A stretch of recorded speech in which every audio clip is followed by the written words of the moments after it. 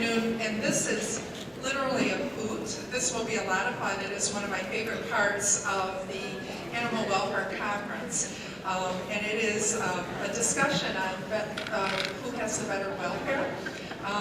And this will be the 4-H chickens or the small commercial flock. Courtney Daigle is a postdoctoral fellow, and she will be doing part of the presentation. And Janice Siegford, who is an assistant professor. Both ladies are with the Animal Welfare Department. They will be doing this discussion. I encourage you to chime in. It is a lot of fun. Thank you.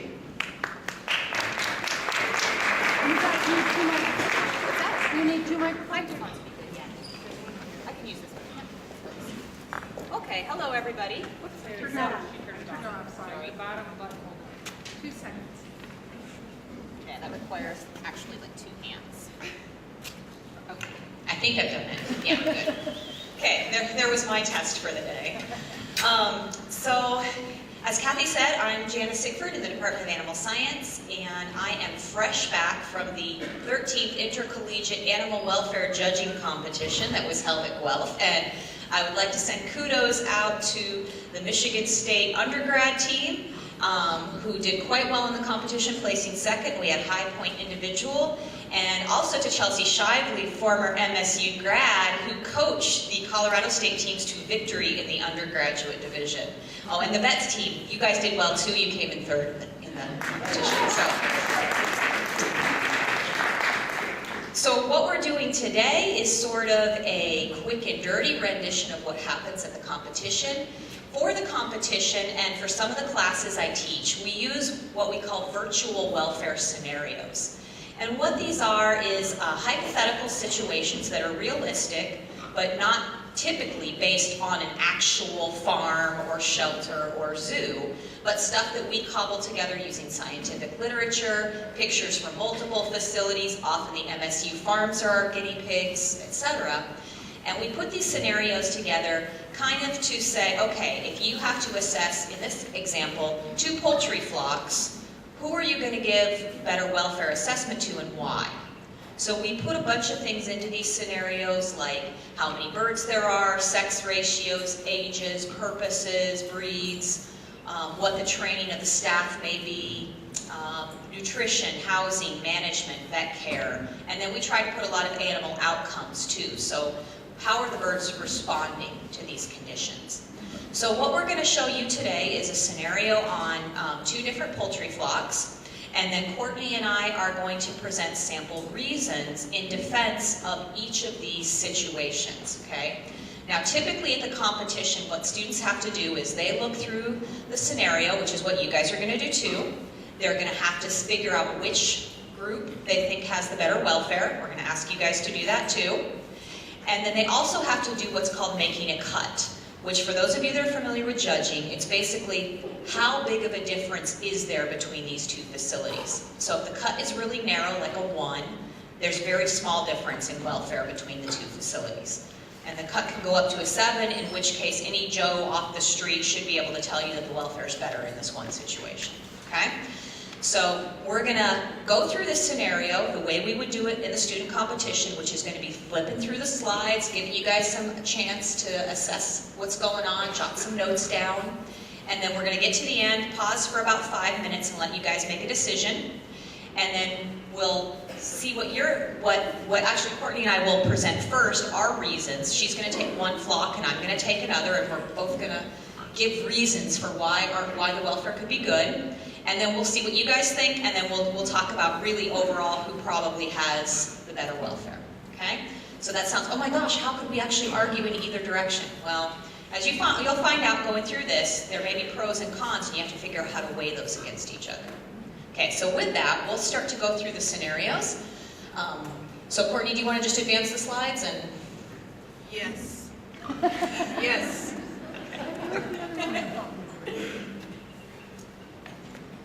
Slide number 1. This is the first slide. So I'm going to give you about 20 to 30 seconds to just look at each slide. But I won't read them for you, unless people want me to read them to you. You can't see? Sounds like I'm reading. Okay, so this is flock 1.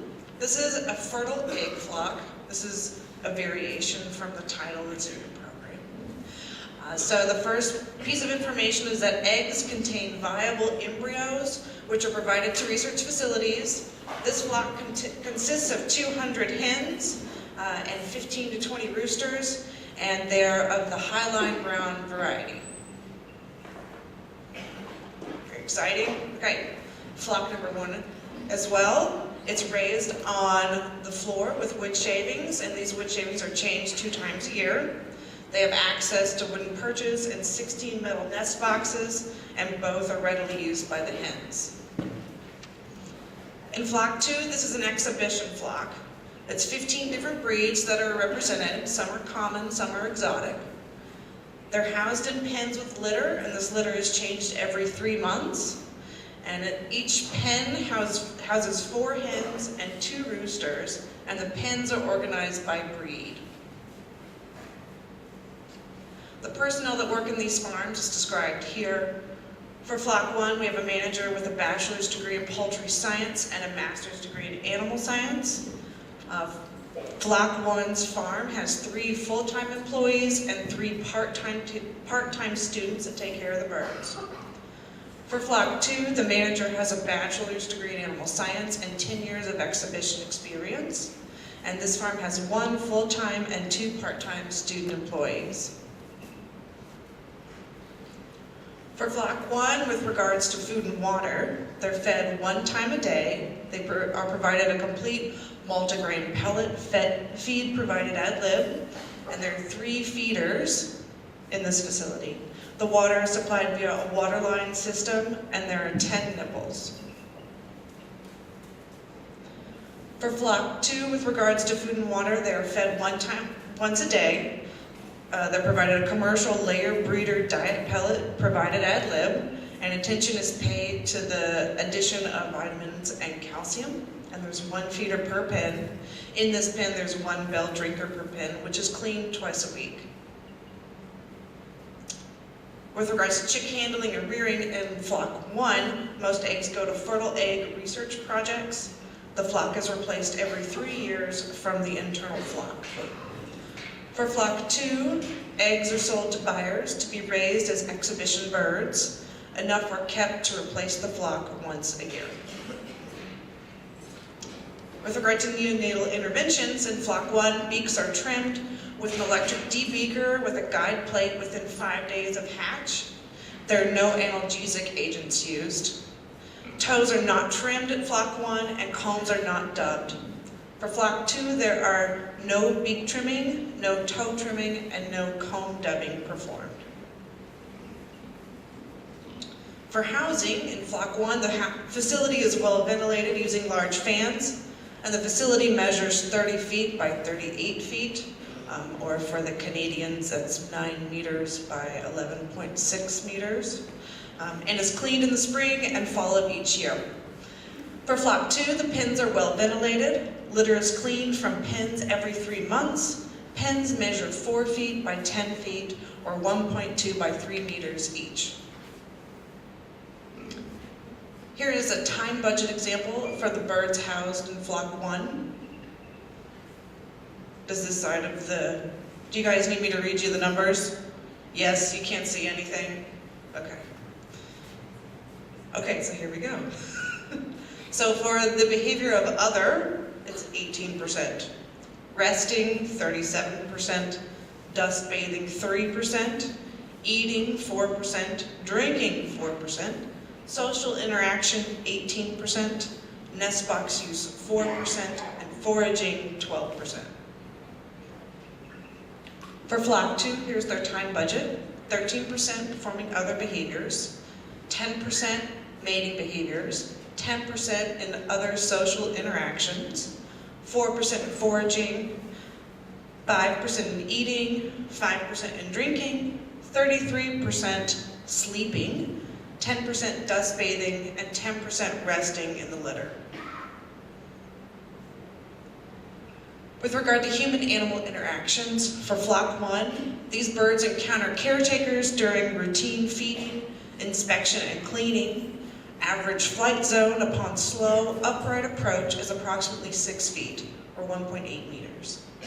When necessary to handle them, the birds are carried by both legs, 1 bird per hand. The duration of tonic immobility is approximately 2 minutes for males and females. For flock 2, with regards to human-animal interaction, the birds are inspected daily and encounter caretakers during all routine procedures. With slow, upright approach, birds have an approximate 3 feet or 0.9 meter flight zone. Birds are carried upright, one at a time, and tonic immobility tests result in a duration of approximately 30 seconds for males and females. With regards to health, for flock 1, sick birds are euthanized and incinerated to prevent disease transmission, and there are 3 to 4 birds per month. Birds are kept for 36 months before being humanely processed for meat byproducts. The flock is not vaccinated. There is a 0% incidence of breast blisters. This graph here is showing the number of leg injuries that are found within the flock. For males, there are 3, and females, there are 7. For flock 2 health, 0 to 2 birds become sick and are euthanized each month. The flock is slaughtered and replaced each year. Surplus birds are sold to appropriate facilities or euthanized. No vaccinations are given. There's a 3% incidence of breast blisters in meat breed varieties. And this graph again shows the number of leg injuries, and for males there is 1, and females there are 4. With regard to behavioral responses, for flock 1, fighting is rare among familiar birds in pens together, but occurs when a new bird is placed in the pen. There's no cannibalism, and a 1% frequency of feather pecking is observed. Animals are not removed from the group in the rare events of feather pecking.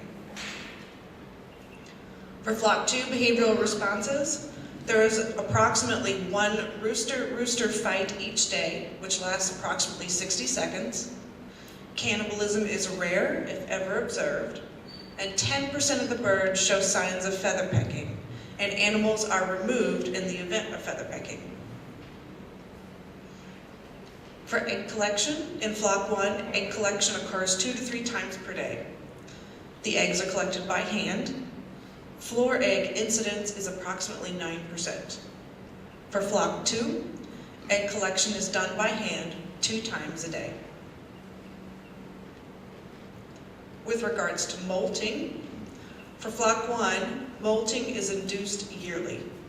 This is accomplished by altering dietary levels of calcium and zinc, as well as a reduction in photoperiod. If these methods are insufficient, feed is restricted. Water is not restricted. For flock 2, this flock is replaced yearly before they have the chance to molt. So, this is the information that you have on these 2 flocks. Assess your welfare.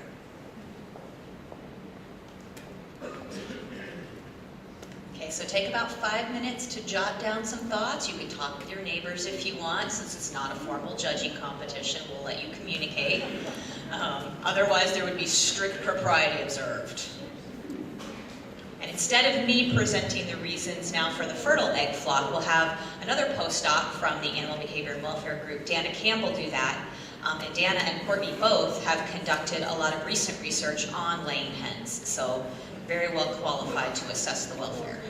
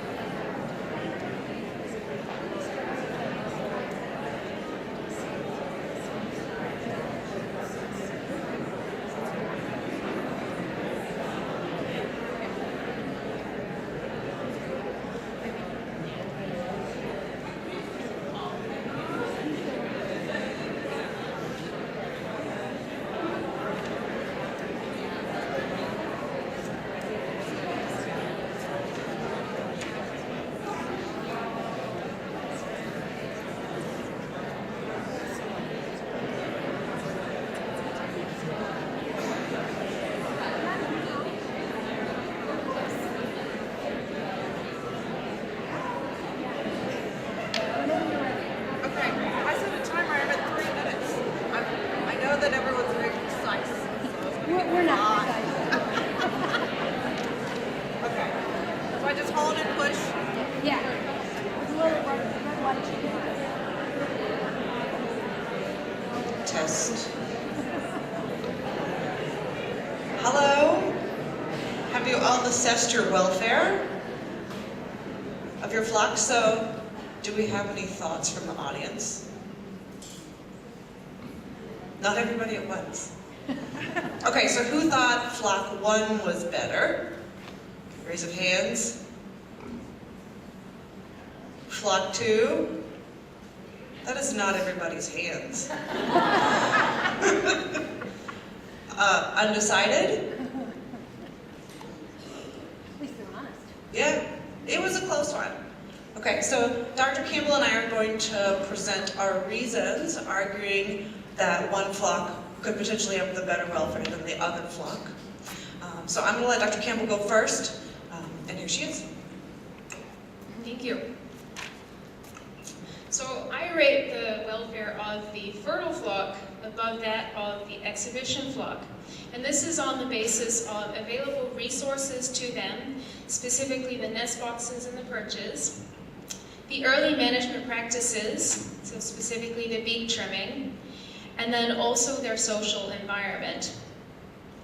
So for the available resources, these hens have perches in the nest box, and the exhibition flock do not have access to these. And as stated in the FAST Guide, which is the Federation of Animal Science Societies, laying hens, they are very motivated to use perches.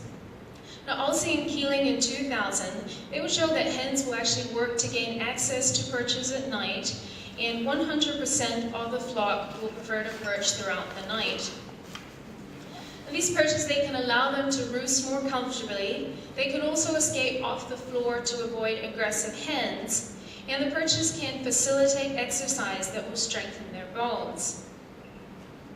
One of the most important physical enrichments for laying hens is a nest box. Now, as described by Appleby and colleagues in 2004, the process of egg laying is a complex sequence of behaviors. And so being denied access to a nest box, this can lead to agitated pacing by the laying hen, which can be interpreted as frustration. Now, hens are even prepared to pay a cost to gain access to a nest box, such as squeezing through a gap. And it is shown to be comparable or even greater than their need to work for food following a period of deprivation. Now, for the early management practices, these hens, they are beak trimmed, whereas the exhibition flock are not. So beak trimming is a common practice in commercial settings, and it is done to prevent feather pecking and cannibalism. So both feather pecking and cannibalism are welfare concerns for laying hens, so they can be injured, they can lose feather cover, or they can die from this. So as cited in the FAST Guide, they recommend that laying hens are beak trimmed before they're 10 days old. And so these hens being trimmed at 5 days fall well within these recommended guidelines. And you will also see that they have a reduced rate of feather pecking. So their levels are at 1% in comparison to the 10% of the exhibition flock. Now, although cannibalism levels are not that high, it is completely absent in this fertile flock.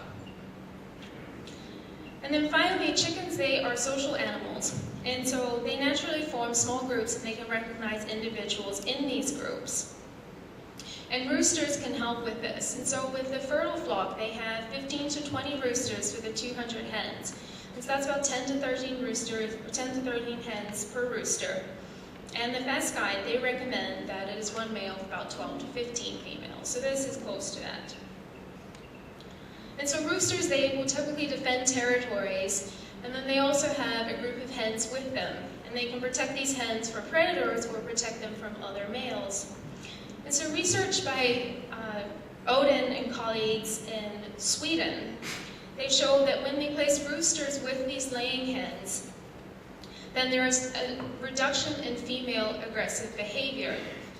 And then also the degree to which females will associate with familiar individuals depends on whether there is a rooster within the flock. So it seems that if you add roosters, then they form these more stable social groups, and that minimizes aggression between them. And then Shimura and colleagues in 2006 also found that aggressive feather pecking was reduced when they added roosters to flocks in furnished cages.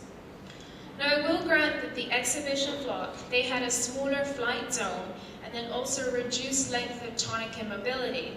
So this indicates that they have a calmer response to human interaction. But for the reasons of the available resources, the early management practices, and the social environment, I place the welfare of the fertile flock over that of the exhibition. Thank you, Dr. Campbell. So that's one example of reasons that could be given for ranking flock 1 over flock 2. And so I'm going to give a set of reasons that might suggest that the flock 2 has a better welfare than flock 1. And so in particular, I would rank the exhibition flock as having better welfare due to several reasons, including the frequency of litter changes, the lack of beak trimming, their response to humans, and the low prevalence of illness and injury. Litter cleanliness and condition, particularly for birds housed with a bell drinker compared to birds housed with a nipple watering system, can impact the development and persistence of foot health and infections. Ekstrand and colleagues in 1997 observed that hens housed with bell drinkers are more likely to develop footbed dermatitis than hens housed with a nipple water system, as the litter continues to stay more wet in a bell system compared to nipple drinkers. Furthermore, these hens do not have access to a perch, which would allow them to be out of the manure. Furthermore, the water has to be cleaned twice a week. Therefore, the hens have less frequent access to clean water. Therefore, an increased frequency of litter changes is paramount to good hen welfare for these hens. The beak is a complex, functional organ with an extensive nerve supply. Even though beak trimming can reduce the injury that results from feather pecking, which could lead to wounds or cannibalism, we cannot guarantee that this beak trimming was done correctly and properly for all hens. Improper beak trimming, and so there is a risk of improper beak trimming. The improper beak trimming can result in hens that are in acute or chronic pain, and this has been reviewed by General et al. In 2004, where they summarized the responses from improper beak trimming, which includes behaviors such as increased lethargy, reduced feed intake, and there's also a chance of development of a neuroma. Improper beak trimming can also impact the physicality of the hens, and it prevents them from taking from proper feed intake, and so they may be hungry. The hens in the exhibition flock have a better human-animal bond. Since these hens have daily interaction with humans, it is important to their welfare that this interaction is not stressful. This increased comfort with humans is reflected in the short duration of their tonic immobility and the shorter distance of their flight zone, as tonic immobility can be an indicator of fearfulness. Furthermore, the hens in this flock are carried upright one at a time, which is more beneficial to their welfare, as rough handling has been shown to be associated with increased fear responses, and was demonstrated by Jones in 1992 that hens held upside down have longer tonic immobility durations. These reasons, combined with the lower prevalence of euthanasia due to illness and reduced prevalence of leg injuries, leads me to believe that the hens housed in the exhibition flock have the better welfare. So these are our takes on it. Do you have any questions or comments? I see one up there. In the green shirt. I'll take the mic.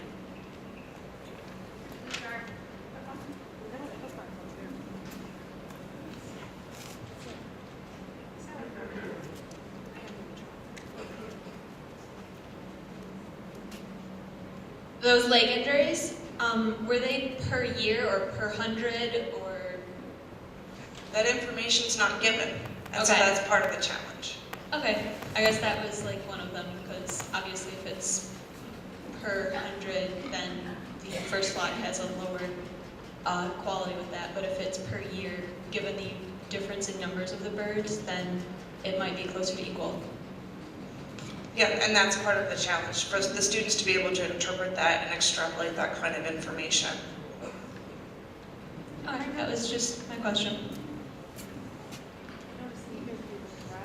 Neither of you addressed the molting as a factor either way. One herd or one flock was not allowed to go through a molt, and another group had the reduction in calories or zinc and calcium. Does that play into this at all? With molting, we didn't address molting because there wasn't a clear-cut winner, I don't believe.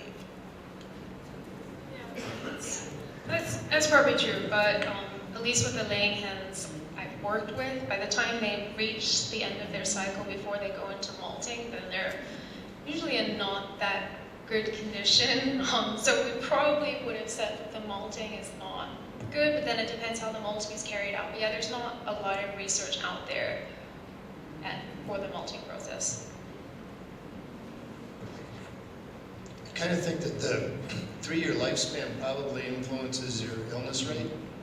And I'd also think that as you were given the argument on the changing of the litter, it was almost a counter defense of a problem that style of watering creates, as opposed to a better style of watering. Yeah, and that's a great observation. And those are part of the details that we're hoping students can pick up from these types of learning scenarios is how can you accommodate management practices if you are limited on the amount of resources or infrastructure that you have in your facility. What can you do as part of a management practice to really facilitate welfare, even if you have less than ideal infrastructure? Is there an audit for the beak trimming? One of the arguments was if the beak trimming was not conducted correctly. How would you know? You can normally physically see it on the bird. Is it because it's too short, or? There's a variety of things that can happen, yes. So with beak trimming, the top 2/3 of the top part of the beak and the bottom 1/3 of the bottom part of the beak are removed. But sometimes too much of the top is taken off, and so you see an unevenness in the length. Sometimes the beak doesn't close so that they're flush with each other, and you can physically see the bulbous neuromas at the end if some of the nerve tissue gets damaged. And would you see a difference in growth patterns as well? That could potentially be a side effect due to their reduced ability to intake food, but that information is not given in this particular hypothetical scenario.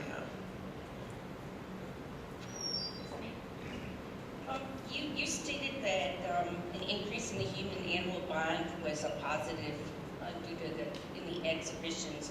How has that been shown that the human-animal bond does something better for chickens versus the flock type, fertile flock? So when we talk about human-animal bond, we are interacting with the animals every day. And they have to get food and to water and have egg collection done. And we want this interaction with them to not be a stressful one. And so if they are perpetually scared of humans or are having a fearful response, then that's every day someone coming in there and you're getting really scared all the time. That's been reflected in levels of cortisol and heterolymphocyte levels as also, so hens that have a lower tonic and mobility duration have lower stress response. And whenever you're managing animals and you're having that interaction with them and you're interested in welfare, you want their entire existence to essentially be positive. I have a question on the flight zone of these birds too. The flock 2 is a much smaller pen, so is it the size of the pen that's affecting the flight zone, where the other flock has a much larger flight zone? And you might argue that they actually have less of a flight zone because they only go 6 feet away in a barn that's 30-some feet in length. That would be a very good reason to give whenever you are defending your choice.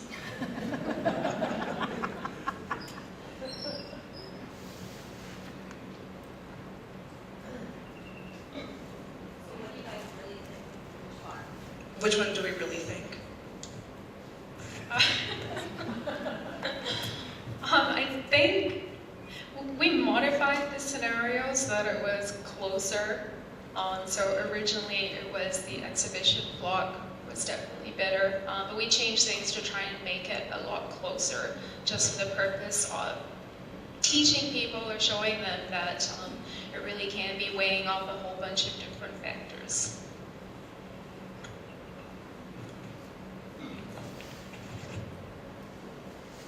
I concur.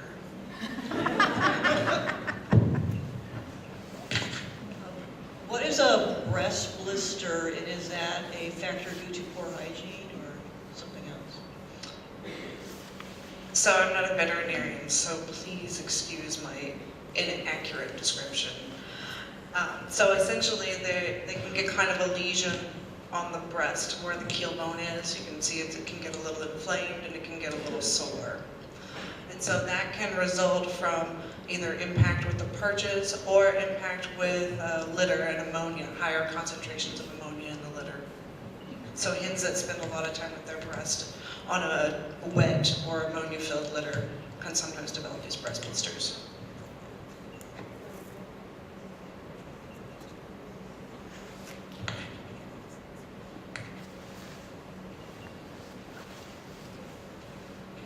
I think that's all the questions. Thank you very much. Thank you.